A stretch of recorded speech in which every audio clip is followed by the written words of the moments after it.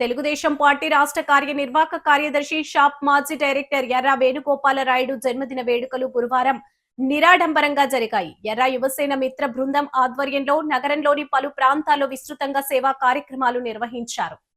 స్థానిక రాజా థియేటర్ వద్దనున్న ప్రియదర్శిని చెవిటి మూగ ఆశ్రమ పాఠశాలలో విద్యార్థులకు ఎర్ర యువసేన మిత్ర బృందం ఆధ్వర్యంలో నిర్వహించిన అల్పాహార కార్యక్రమంలో పాల్గొని స్వయంగా ఎర్ర వేణు టిఫిన్ వడ్డించారు.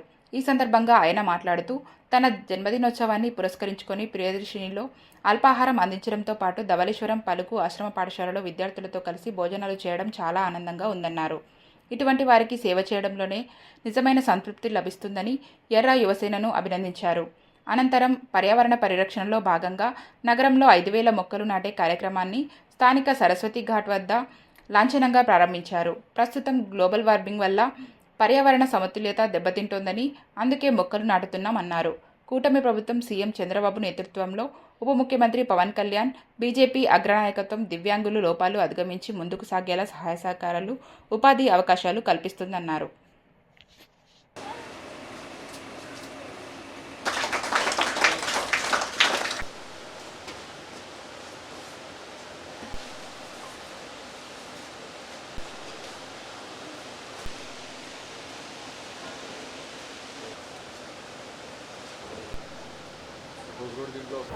నా జన్మదినోత్సవ సందర్భంగా మా ఎర్ర యువసేన మిత్ర బృందం అంతా కలిపి ఈ ప్రియదర్శిని చెవిటి మూగ పాఠశాలలోని పిల్లలందరికీ కూడా ఉదయం అల్పాహారం ఏర్పాటు చేయడం, దాంట్లో నేను పాలు పంచుకోవడం అనేది చాలా ఆనందంగా ఉంది.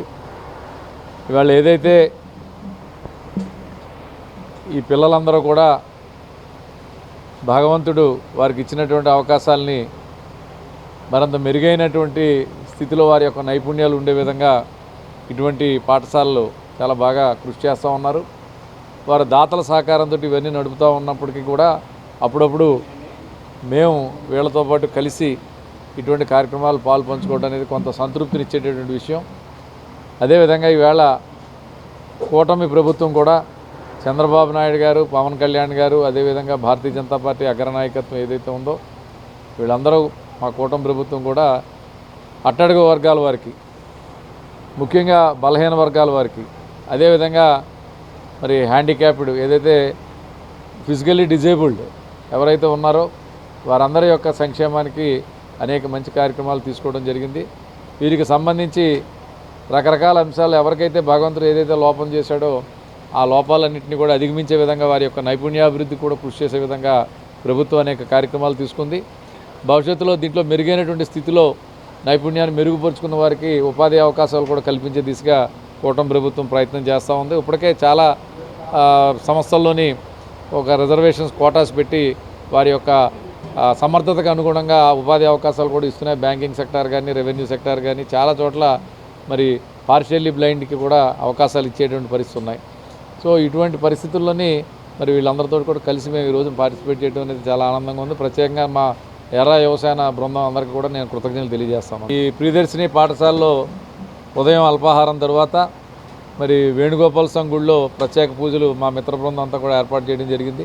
తదనంతరం మా ఇంటి వద్ద వచ్చేటటువంటి అతిథులందరికీ కూడా అల్పాహారం ఏర్పాటు చేయడం, తరువాత సరస్వతి ఘాట్ దగ్గర ఈవేళ ఏదైతే గ్లోబల్ వార్మింగ్ ప్రపంచవ్యాప్తంగా ఉష్ణోగ్రతలు పెరుగుతూ ఉన్నాయో ఇవాళ దానికి రాబోయే పుష్కరాలను కూడా దృష్టిలో పెట్టుకుని దాదాపుగా నగరంలో మా వ్యవసాయం తరఫున 5,000 మొక్కలు నాటడానికి ఇప్పటికే మాకు మున్సిపల్ కమిషనర్ గారు పర్మిషన్ ఇచ్చున్నారు. దానిలో భాగంగా ఈవేళ మొదటి రోజు ఆరంభంగా సరస్వతి ఘాట్ దగ్గర కొన్ని మొక్కలు నాటబోతూ ఉన్నాం. తరువాత ధవళేశ్వరంలోని మరి దివ్యాంగులతో కలిసి మధ్యాహ్నం భోజన కార్యక్రమం ఏర్పాటు చేస్తాం. దివ్యాంగులతో కలిసి మా మిత్ర బృందం అంతా కూడా అక్కడే మేము మరి మా స్నేహితులతో అందరితోటి కూడా అక్కడ మధ్యాహ్నం భోజనం చేయడం జరుగుతుంది. ఇది ఈవేళ సంక్షిప్తంగా ఇవి మా కార్యక్రమాలు.